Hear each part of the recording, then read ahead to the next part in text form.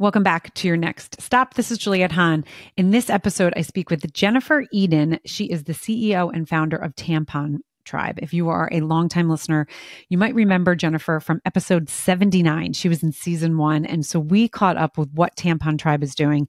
Oh, I love this story. I love it as much as I loved it the first time I interviewed Jennifer, and I am a longtime user of Tampon Tribe. And so I want you guys to dive into this. Yes, they're tampons, they're subscription, but they also now are in hotels and boutiques and Amazon, and there's all these places. But the thing that I love the most is down to even their glue is organic. So this is a product that is safe for your body. So men, women, whoever's listening to this is something that's good for the environment and good for our bodies. You don't want to have chemicals in your body as long as you do when you're using products. So this is a great, but the message and the mission of the company and catching up with Jennifer was awesome. So don't forget to go back and listen to 79. So then you can catch up here, or listen to this and then go back to 79 because you'll get definitely a kick out of where they are now.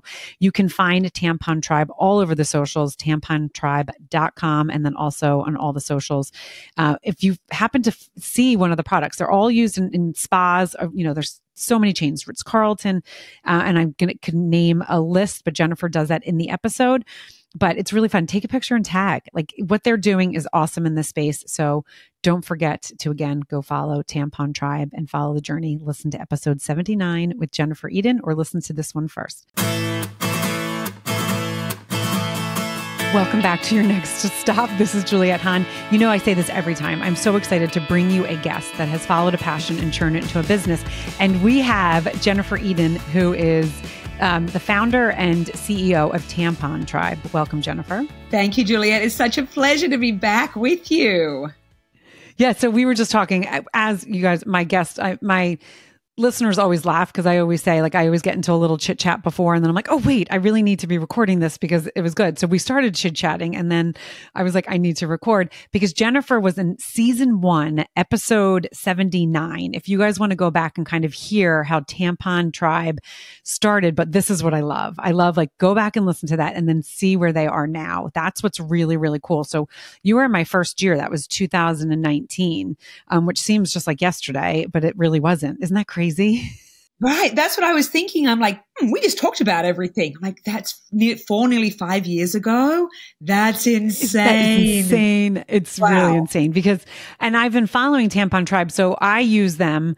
My daughter, I have had so many friends that I'm like, no, you guys need to use this. So you guys have, and I'm going to have you kind of give the overview, but I get my tampons and pads and all of that stuff in the mail. Super. It's not expensive at all. Every time I'm always like, wait, I really feel like I should be spending way more.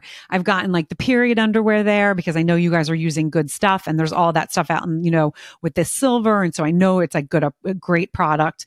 And the thing that I loved, and I still remember, is you were saying even down to the glue, you guys put your heart and soul into this. And it was really about the environment. And I'm going to have you jump in. But the other thing that I loved so much is that you guys did this. You had a really fun background. You're Australian, and you guys had done, you and your partner really had been super successful in the business world. And I haven't even listened back. This is all me remembering, but you guys owned businesses and you did some really amazing things. And then this was like a passion, and you were like, we really want to give back. You were in California. You really wanted to help also the homeless girls. When you buy a pack, it goes back to the environment and the girls that are out there. And you said it wasn't about making the money. It was about making an impact. And that I love that. And it sat with me for so long. And that's one of the reasons why, the story was what made me go and subscribe to Tampon Tribe and then tell everyone about it. So what you guys are doing is just really amazing. Thanks, Juliette. And it's interesting to, hear you reflect back on that because, you can be in any business so much in the weeds and on a daily basis, just putting out fires, finding solutions. That's what we do, right? As entrepreneurs. And, the impact and having that true meaning behind the business is really what keeps you going. We spoke, I think, before COVID. So, we had to get over all of the hurdles there, and we just started going business to business, and then all the businesses closed, and, how we kind of scrambled through, and those stressful days and nights, and they still exist in different forms. But I think when you're building something that does have a passion or an impact at its core, it makes navigating the more difficult times a little easier. I wouldn't say easy, because I think that would just, be unrealistic. But, sometimes when you wake, you're like, oh, wow, this is, and everyone does it. No matter what you do, you have those mornings like, what am I doing? And you think, wait, actually, what we're doing is having an impact, and that is actually a greater cause, and not to be a martyr, but a greater cause to come on. Let's go crush it, So it definitely helps. I mean, you still have to be a profitable business as well. There's that side, or you don't have any long. You're not pissing money away. Exactly. You have to live yourself as well.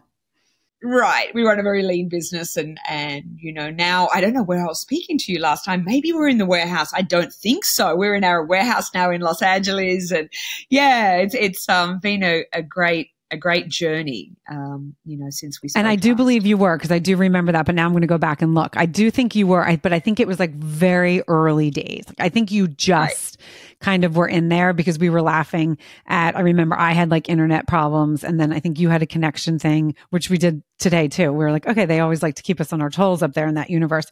But it really is a special story. And as I said, I didn't even look back, because I remember your story so poignant. I mean, it really touched me, because I love what you're doing, and I think it's so important. And the thing that I thought was really cool, and it was before my daughter had her period. So I remember being like, oh, I can't wait. Well, I mean, I can wait, but like, I can't wait for this little part.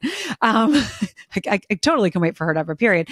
But I was able to empower her into creating her own account, and then going in and picking the supplies that she wanted. And I thought that was really cool. Because the other thing I think I said to you on, which, I love that I don't do anymore, is, and I'm going to be 50 this year. So it was like every month I knew when I was getting my period, but I still was scrambling in old purses looking for tampons, because I didn't buy the tampons. Now, I know a lot of my friends were like, wait, you don't like get prepared for that? That's not my personality. I'm not like, let me buy the big box and have it under the sink. No, it's like, oh my God, I need it. I need to go run out and get it. So Tampon Tribe was so perfect for me. And I wanted to actually empower my daughter not to go through what I was doing, and, living in New York City and literally going through the bags being like, damn it, I don't have a tampon. Okay, I got to run to the store, and not, the listeners, they know me well, but like shove some toilet paper in there so I can run to the store and not leak. I wanted to be an adult and have her have that same kind of like, I have this, I can go in and change. And then when her cycle started changing, okay, I can move up and down and whatever I need. I don't want as many pads, and you don't have to have pads. You can just have the tampons, or you can just have the, you can just have the pad. So it is really cool. And then you also have the sanitary cups. I mean, so much stuff that you guys did is really brilliant. It's like a one-stop shop for menstruation. Thank you. Yeah, we're really, happy with, the products that we've added. And we've actually just added reusable pads, which is a kind of a newer thing here in the US, but really big in Australia. Like you'll go to the supermarket there and they have reusable pads on the shelves, So I'm like, wow, we'll bring them here. We're going to do a big launch of that soon. We've been doing a lot in the B2B space right now.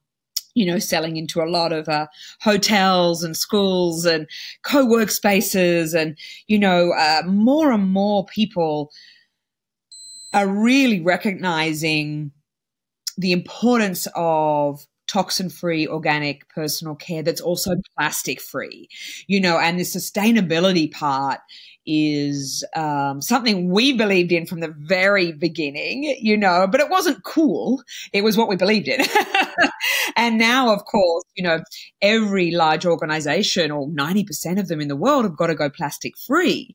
So great news for us, because we're the only plastic-free period product company in the US, totally plastic-free. And like you say, down to the glue, because that's important when it comes to composting and waste reduction. So we've been kind of busy, which is just fantastic. And now we're kind of coming back to D2C, which is our passion, which is that one-to-one, selling online. And we're doing some website improvements and landing page improvements and TikTok. We have TikTok. Right. Right. And so you guys can find them all over. Yeah. So it's tampontribe.com and then also on all the socials, Tampon Tribe. And then I want you to then go into where you guys are and kind of that, the journey, because I know you guys were, you were raising money and then you were winning awards and you were doing all these things. But I do want to leave this because I know there's women out there going, I don't like things that don't have plastic because it's not as easy. This is because it has a coating on it and it's a very light coating, but someone that is particular, you're going to be fine. Like, if you're not just someone that's like, oh, I'm just going to crack on. If you're like, wait, I'm particular. I really don't like this. It really is. And I've used both. I try not to use the plastic. I really had made that choice. So I was kind of like, okay, whatever. I'll just use the cardboard, even though the ones that weren't that great and yours are. So I'm going to leave that there with the listeners. Thank you. Yeah. We actually use a water polish to make that smooth surface, which is also sustainably certified in how much we use to polish it. And I mean, it's always a shift, isn't it, when you move from, say, a plastic to a non-plastic. But I want you to think about one thing, and I'll get off my soapbox, and that is that 7 billion plastic applicators end up in US landfills every year and 10 billion plastic-based pads. That is insane. So when you think about a tampon applicator, it has the shortest use life of any single-use plastic on the planet. You use it for 1 second and it lives in the planet forever. So I know it's a shift, but if you care just a tiny bit about the future of the planet or your children's future or your children's future, it really is now something that we kind of owe it to ourselves and each other to think about, and by all means, I'm not trying to force people into doing anything, but just being aware of the impact that one person can have. Because, you're throwing 16 of those away every month times 12 times 40 years. That's a lot of plastic, right? That is a lot of plastic. So, and we have other options too. I mean, the menstrual cup is a great idea, if you want to be more sustainable still. And we use a medical grade TPE rather than silicone. And we also have period underwear. Yeah, something to think about. Just think about the impact. It is something and I think sometimes we do things, so subconsciously. And then you're like, wait a sec, that's a lot of plastic. And it's not really necessary. So it's just that little bit of a shift that can make a really big difference on the planet. Big difference. So, yeah. No, it is. And someone that's listening that's, been looking to do a little bit more, start there. I mean, seriously, that is a perfect thing to start because I'm telling you, you cannot tell the difference. And again, I made the jump to other, cardboard and it was nice to go back to yours. Let's just say that. Thank you. I was like, okay, this is nice. We've put a lot of research into the applicator. Of course, it's not plastic and it takes a second to get used to it. We personally think it's really worth it. And so do, our customers and our large corporate customers. So, if you're in now, a lot of the Ritz-Carltons, Four Seasons, the Westons, the Fairmonts, a lot of the Hyatts and Hiltons, they have our products too. And that's so great. That makes me so happy. Yeah. Super cool. Yeah. So you got the high end and also some of the mid-range as well. People are really conscious about what they're providing their guests. And then also you've got the organic and the toxin-free part. And that's also really, really big, and looking at what you're putting inside your body and the toxins or the chemicals, the titanium dioxide, which can be in products, just being aware of that. And greenwashing is something we have to get past because, I do the same. I grab a box that says organic and I grab it and I put it in and I get home and it says, bioengineered materials. I'm like, wait, what? What? I thought this food was no. And then you just got to look a little closer. And we don't have time to do that all the time. But like you said, sometimes those little shifts of just being aware of what we're putting in and on our body can really make a huge difference. Yeah. And then starting with if you have kids, girls that are starting with this is really because you're getting them used to a certain level and not having that toxic stuff in their body, which is really important because we didn't have a choice, right? We didn't have a choice. But then when you really think about it, a tampon's living inside of you and all the chemicals that are in that, I mean, that's just causing a lot of problems. So I just kudos to you guys. Yeah, thank you. You're seeing more and more of that now in the fertility space now, and, you know, a lot of the kind of diseases that are around in this generation, in our generation, and the next that weren't before. And so you kind of have to have a little look at the, you know, farming practices and what goes in the soils. And so we use like a GOTS and ICEA certified organic cotton. We grow ours in Europe in small growth farms. So it's something that we're pretty passionate about. So just look carefully on the back if you can. So smart. So smart. All right, Jennifer. So I want to get into, I mean, I know, and I feel like it was last year, you guys were really in the push and you were winning awards and doing all these things. So why don't you take us through, I mean, I know, as we said, we talked 5 years ago and I know there's a lifetime in that 5 years. So maybe take us through a little bit of, you know, as you said, you got into the hotels, you've done a lot of B2B stuff. Kind of take us through that and where the thought process went and kind of go down that. Sure. So I think the last time we spoke, we were really focused on the direct-to-consumer line of our products, which we still have and we're still continuing to build and actually going back to it on our website, and the subscription element, because I remember talking about it with you, and I've had a similar conversation with many, many people that we get our period every month and we still don't have any products. I was included, even with the company, because I don't send it to myself. I'm still included. I'm at home. I'm like, how is this possible that I have no period products in my house? Right, that's true. It happens. Believe me, it happens. So nuts. Anyway, so that was our main impetus, and then we started working a little more in the B2B space with co-work spaces and a few hotels, yoga studios, and the like. After COVID, we hit that market with a really strong push. We just thought to ourselves, how can we make the biggest impact? And obviously, you know, selling a box of, you know, 500, 1,000, 2,000 tampons a month to, say, Pixar Studios or A24 or, you know, some of these great companies that are also organic and plastic free really reaches a lot of people. So we really did that push for the last couple of years. We have distribution now in the B2B space, which is really exciting. With Guest Supply and SP Richards. So we actually onboarded nearly 300 hotels in the last 3 months. So that's really exciting. Yeah.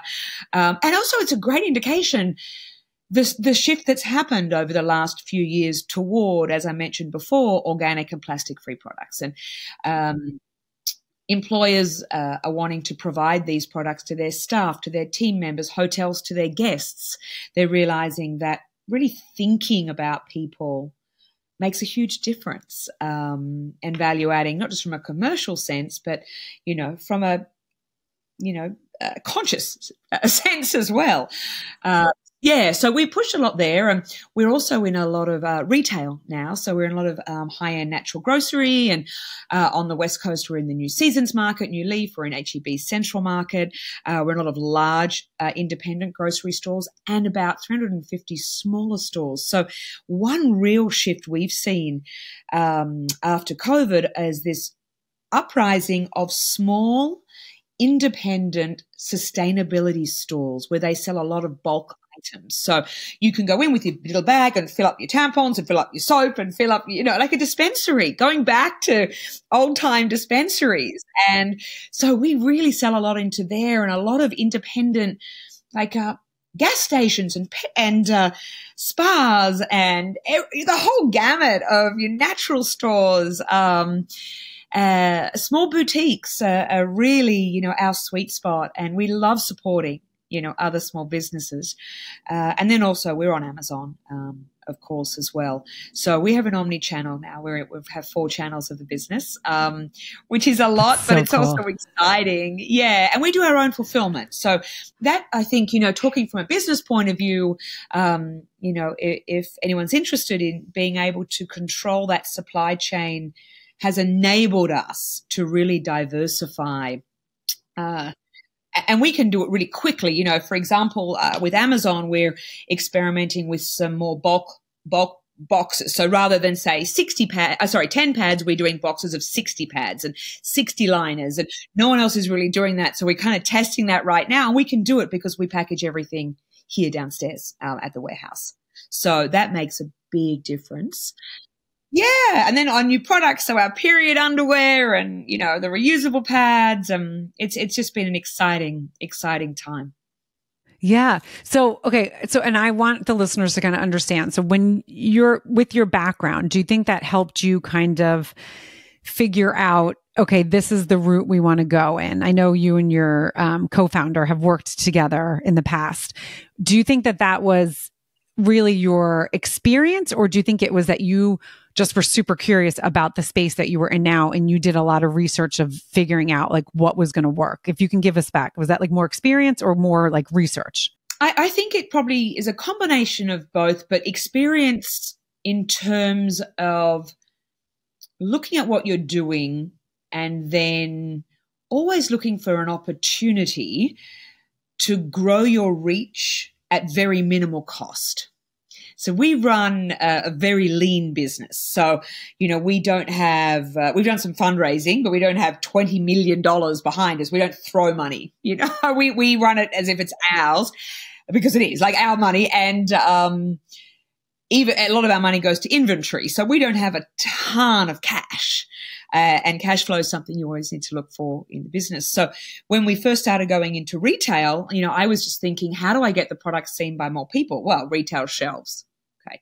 What's that going to cost? Actually nothing. I can knock on the doors of the retailers in my neighborhood, which we did, you know, and got them on shelf. So, I mean, you could say it's kind of guerrilla marketing, right? How do we get products everywhere without advertising? Well, get people to buy them and put them in hotels, put them in the retail spaces. So I think that comes a little bit with experience, and always being aware of where the market is trending and heading and where people are buying. And hence Amazon, you know, even if we'd spoken about it then, I wouldn't have even considered that. No way, it's not where our product belongs. After COVID, it's where literally everyone, bar 5%, shop. We have to be there, you know. So we were there originally because there are a lot of media deals that require you to be on Amazon. There's a whole side of media coverage, right? And then we were selling, and we just topped up our stock whenever we wanted. Now we're having an aggressive policy. So we have an Amazon team now that we contract to build us over the next year on Amazon. But that changed because behavior changed, people change. Right. So I'm going to pause you there. That plays into it. Yeah. No, and I think that's so cool. And I think, as you said, you know, knowing your background and knowing you a little bit through watching you grow, right, being in these big retailing stores, as much as it's great for the company, it's not always, you're more mom and pop and like, and kind of that heart, right? Like, we're a small business, we want to do this. So when you realized, okay, there was a shift that we kind of needed to be on Amazon, was that hard for you to swallow, or do you put your business hat on and it was like, no, this is what we need to do. We, you know, you need to figure it out. And I would love that, just because there's listeners listening that have businesses that have these kind of, you know, values, right? That are, I would never do that. But sometimes when you own a business and you want to see it grow, there's things that you have to do that maybe are, you know, not like, there's always non-negotiables, right? There's these non-negotiables. I will never, ever do that. And then there's the middle ones. And then there are the ones like, okay. So can you take us through that a little bit? Yeah. And it changed, you know, so to begin with, I would have been absolutely not. That is, we're a niche brand. It's not where we should be. However, our shoppers, our, you know, tribe members and our customers change their habits. So for us, you know, there are some non-negotiables. For us, it's the product. We will never use plastic. We will never use, you know, any other material apart from organic, you know, certified organic cotton, and, you know, organic bamboo and cotton in our period underwear. That is never going to change. And we've been offered other products, like absolutely not. That's our non-negotiable. But looking at the bigger picture, say with Amazon and our impact, how do we reach more people? Well, we have to go where more people are shopping. And sometimes, you know what, when you look at something like Amazon, I think back to the founders when they were in their garage on their computer for years and years and years trying to get Amazon off the ground. And they are massive now, not just undisputably, but they started off as a little business in their garage, right? Yeah, and, you know, sometimes that just helps you humanize it. Like, okay, they've had phenomenal success and they take advantage of government policy, whether that's right or wrong. You know, they're massive. They have boards and they have, you know, responsibility and fiduciary responsibilities. So for us, it was more, how do we reach a greater customer? And I think then that's when the years of business comes into it. You know, we've been in business, I'm similar to your age, 50 next year, you know, so for a long time. And the ego has to take a back seat. And that's one thing I think we bring to the table for the years of experience that we have, is that we're very rarely led by ego anymore. We're driven by data a lot more. So if the data is showing that so much. Yeah. Data showing it that so many people are there, you have to go with that, and we reach more people, you know. And that means you're helping more people, and you're helping more people, and you're helping people use products that are good for them. And that's where I love, I mean, I use Amazon, you know, I mean, I do, I probably use it too much at times, but it is a convenience thing. And so I love that you said that, because there are, you know, small business owners that sometimes get in their way because of, you know, I will never, ever do this. And sometimes, as you said, you have to ebb and flow with what goes on. There's the non-negotiables, and you have to kind of establish those in the beginning. These are the non-negotiables. You're never going to negotiate what's in the product, because that's what, you know, started you guys. That's what, like, your core value, right? That's your core passion. But as you said, you got to take the egos out. And I think so many people miss that. So many people have the egos and they don't even realize they do. I mean, I think, you know, just talking to people in this space, it's really funny when someone's like, I don't have an ego. And then they'll say a couple different things. And you're like, I know you don't think you know, you don't think you do, but there is something. And there's nothing, again, that's something that you learn. It's not a judgment, but it is taking that ego and just putting it aside. It's not about you. Like, what you guys are doing, the mission really, and the message is about the environment. It's about the health of what you're putting in your body. That message is bigger than you. Right. Yeah, and so that's what people have to think about. When your message is bigger than you have to take that ego out and look how can I help more people? Right. Exactly. I mean, that's exactly, you know, in a nutshell. And that's what we think about often is, you know, that broader reach. And that can answer a lot of questions for you. However, there are, you know, some people that would just prefer to have a small business and keep it small. And that's also fine. You know, Awesome. You have a lifestyle business or you have a company that you want to grow larger. They're both valid, you know, and that's where we're pushing now, from taking a business that you would just pushing past what you'd call a lifestyle business. It gives you a nice life, to how do we get this really big now? You know, so now we're on a really exciting journey, you know, for the next couple of years. How do you take, you know, a 7-figure business to 8 figures? You know, how do we do that? And what's going to be involved in that? And that's pretty exciting. And it's exciting to get to that level. Like, and you know, the work that goes into this, you know, so much. So every step of that journey is exciting. But if at any time people want to say, you know, this is it for me, and I'm quite happy with not going to the larger retailers, and that's also fine. And on that note too, we're actually, which is a really interesting point, I forgot to mention, how some of these larger retailers are shifting now to the green and organic space. So we're actually in a trial with CVS at the moment, which is really exciting, because that means that's really exciting. Right, gone from, you know, me talking to them 8 years ago, they're like, Jen, we're not even close to green or organic right now, but talk to us in a few years, and a few years, and a few years. And then they call us, do you want to jump in a few stores and let's see how it goes? Fantastic. So that's it's fantastic. a great indication, how the market's changed, you know. So I think that's great. And speaking to some of the large buyers of, you know, the Targets and, you know, the large chemist. I'm trying to think of the word here. Pharmacy chains. Yes, pharmacy, Sorry. I don't always translate the Australian to the American. Pharmacy chains are now starting to think, hey, our buyers, our customers now are wanting more transparency in their products. They're asking for no plastics. Like, this is great. That Whether is great. it's us or another company, the fact that impact is growing is fantastic. Is great because it's the message and the belief.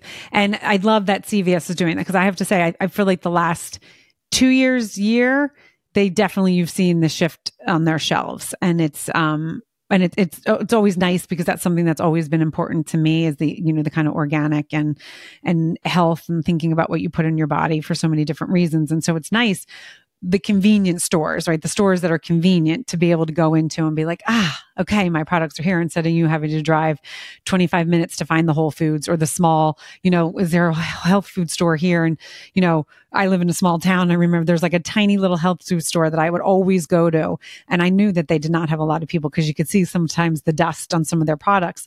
But it was like, I'm going to keep going, because these kind of things are important, and I know I can't get this anywhere else. So you're right. I do think as a whole, the country, the buyer, there is a movement for more natural stuff, which is important. America really needs to get their shit together on it. I feel like this should have been a little while ago, but it's nice to see that it is now. So I love that you guys are in that space and doing that. So again, everyone can find you at tampontribe.com. And as you said, you're in some local stuff in hotel chains. So keep a lookout. And so say someone, goes into the Ritz-Carlton and they listen to this episode, and then they see, can they take a picture and then kind of put it on, tag you guys on Instagram and TikTok?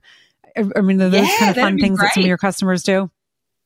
Yeah, they sure do. And we love that as well. We absolutely love it. And some of the hotels have us behind the scenes. Some of the hotels have us in their spas, and you'll see our jars, and some have in every bathroom. So every hotel puts their products out in a different way. So sometimes when you're staying there, you'll get a little bag, or you'll get our products, and sometimes they're not marked and sometimes they are. So it just depends. But you'll be able to tell, because the organic products are very different, and they're not plastic. So, the wraps are that biodegradable, and compostable starch film that wrap them up. So, we love being in that space. It's super exciting. And I was at a little trade show a few months ago in San Diego with all of the reps for the hotels, and they were so excited because there hasn't been any innovation in the industry for so long. There's a bit more in the direct to consumer. You'll see a few other brands, and we're all very different. We all offer different things. But in the corporate space, there are two of us really, kind of like vying for the spaces, and we're also very different. So it's they're excited, the guys and gals who are selling the products in that space. So yeah, it's just great to see the shift, toward that, and it's great business for us. But No, it's wonderful. And it's, again, just, thank you for joining again. Next couple of years, we're going to check back in with you. I mean, I check in with you. We follow each other. I always have your products. So you guys are always top of mind. But for the listeners, these are the kind of things that are cool. So you can see where Tampon Tribe was 5 years ago and what they established now. Again, as Jennifer said, she gave you a little insight in some of the hard work that they're doing. Obviously, to get where they are, there's a lot of hard work and a lot of passion. And that's when you have to love something. That's when something has to be really important to you for it to go this far. So, Jennifer, again, thank you for joining your next stop. I appreciate it. So great to be here again, and look forward to the next conversation, Juliet. Yes. So you guys know what to do. Like, rate, review, and share. And again, you're listening to this and you're like, oh, I remember this, episode 79, how fun. But you don't know who in your family needs to hear it, who in your friends, who in your circle, who in your neighborhood, who in your community. Actually, there could be like, you know what? I need to hear this because there's so many different things. There's so many things about the environment. Maybe someone needs to make a little change there. And they were like, you know what? That inspired me. Maybe it's something that they're thinking of starting their own business or starting something and they have a passion, but they don't know how to do it. And this gives them the little kick in the butt to do that. So again, thank you for listening to Your Next Stop, and we'll see you for another episode. I hope you liked this episode of Your Next Stop. Please subscribe to my channel, share with your friends, and join in each week.